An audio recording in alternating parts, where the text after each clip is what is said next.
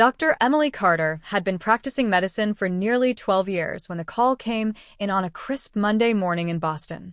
The air outside was still carrying that faint autumn bite, and the golden leaves swirled against the hospital's glass entrance. Emily had just taken her first sip of lukewarm coffee when her assistant, Monica, poked her head in. "Dr. Carter? There's a new patient here. He seems nervous," Monica said, her tone gentle. Emily nodded, setting down her coffee. "Send him in. And, Monica, let's take our time with this one." Minutes later, a man in his mid-50s walked slowly into her office. He had kind eyes, though they were shadowed with worry.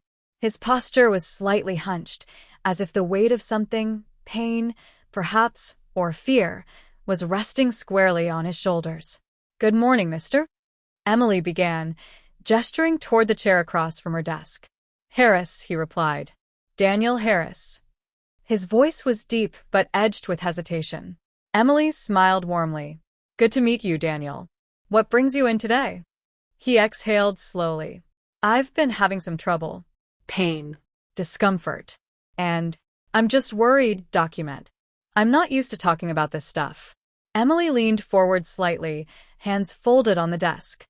"You're in a safe place here, Daniel. My job is to help you feel better, physically, and with any fears you have." He nodded but didn't meet her eyes. Emily recognized the look. Patients often struggled to speak about urological concerns. The discomfort wasn't just physical, it was emotional, even vulnerable. She began asking careful, respectful questions, giving him time to answer. Daniel spoke haltingly at first, but gradually opened up. He described his symptoms: pain, difficulty with normal routines, restless nights.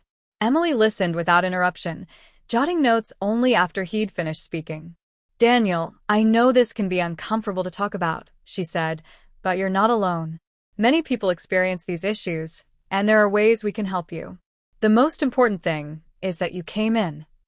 His shoulders seemed to relax just slightly. Emily conducted the examination with the utmost professionalism, explaining every step before proceeding. She could tell that maintaining his dignity was just as important as addressing the medical concern. Afterward, she reassured him. "It's treatable," she said. "I'll start you on a plan today, but I also want to monitor you closely. This isn't something you have to face alone." Daniel's eyes softened. "Thank you, doctor. I've been carrying this worry for months. It's been eating at me." Emily understood. She'd seen how medical issues could spill into every corner of a patient's life: their sleep, their work, their relationships. "That's why we address it early," she said. "And why we take care of the whole person, not just the symptoms." Over the following weeks, Daniel returned for follow-up visits. With each one, his posture was a little straighter, his voice a little lighter. Emily adjusted his treatment plan carefully, listening each time to his feedback. One rainy Tuesday afternoon, Daniel arrived with a small paper bag in hand. "Brought you something," he said with a shy smile. Inside was a bag of roasted coffee beans. "It's nothing fancy, but you've been more than a doctor to me, Dr. Carter. You made me feel human again." Emily felt her throat tighten. "That's the greatest gift you could give me, Daniel. Seeing you doing better. That's why I'm here." Months later, Daniel was fully recovered. His energy had returned, and so had his confidence. On his last scheduled visit, he shook Emily's hand firmly.